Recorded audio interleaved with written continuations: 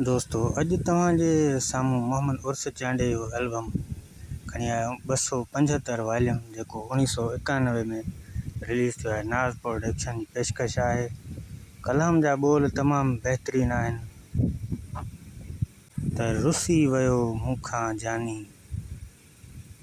ऐं तव्हांखे ॿुधायूं त हिन कलाम जो शाइर बि सुठो आहे ऐं कलाम हिन में जेके बि आहिनि ज़बरदस्त आहिनि, तमामु बहितरीनु। उमेद आहे तव्हां सभिनी खे पसंदि ईंदा।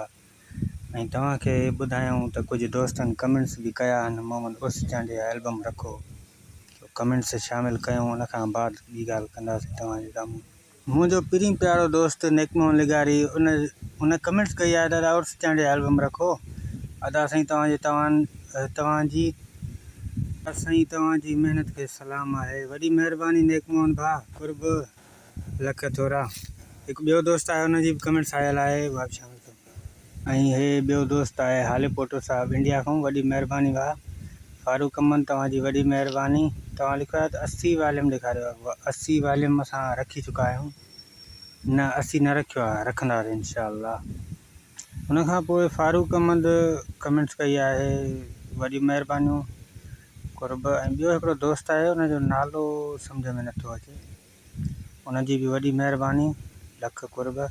हाणे उर्स चांडे एल्बम जे बारे में तव्हांखे ॿुधायूं त हीअ एल्बम 1991 में आहे। उर्स चांडियो जलाल चांडे जो शागिर्दु आहे।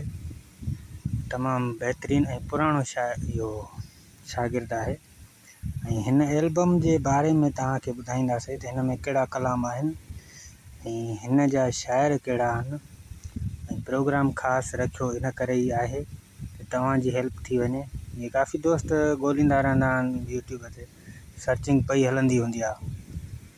त उर्स चांडे जो हीउ कलाम आहे, रुसी वियो मूंखां जानी। इहो कलाम असां ॿुधो आहे। हाणे असांखे हिन एल्बम जा ॿिया गीत बि खपनि त असां उहे ॻोल्हणु चाहियूं था।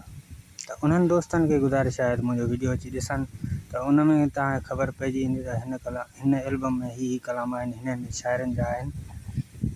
ऐं जिन्हनि दोस्तनि कमेंट्स कया उन्हनि जूं वॾियूं महिरबानियूं, लख कुर्ब उन्हनि जा थोराइता आहियूं।